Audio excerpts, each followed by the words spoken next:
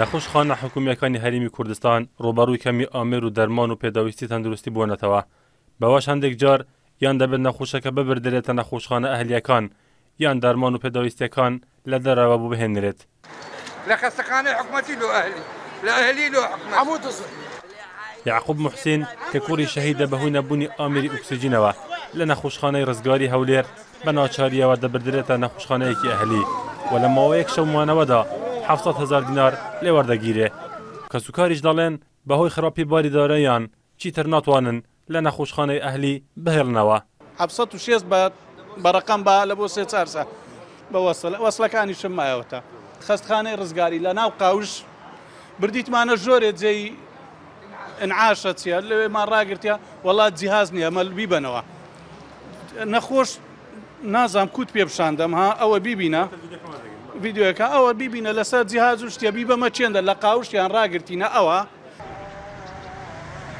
تەندروستی هەولێر دەڵێ لە نەخۆشخانەی ڕزگاری 6 قەروێلەی حەوەنەوە هەیە بۆ دانی ئۆکسیجین، بەڵام بەهۆی نەخۆشی زۆرەوە بەردەوام ئەو قەروێلانە نەخۆشی لەسەرە. دەشڵێن پێشتر کێشەی کەمی ئامێرەیان هەبووە، بەڵام ژمارە قەروێلەکانیان زیاد کردووە. ئەو جیازەکە سەرمانیتر ئەوان شتەن بێنێ ئەوانە نەخۆشە نەخۆشەکردنە شێڕەکەی گیران نجی ئەنیەکە بەتاڵی بوو نەخۆشە خۆدەی ما تاختە بەرە خۆبێت تاختە ئەنی چەندی زیاتر کە نەخۆشەیە زێدەستە ڕاستە بەس مەزێدەجی کرێ ئەنی مێزێدەجی کرێ نەخۆشداری مێزێدە کرێ.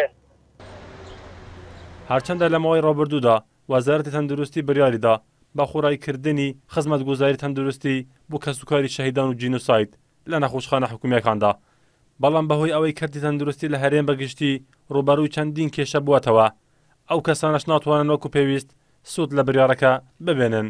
ئەیاس عەبدوڵڵا، NRT هەولێر.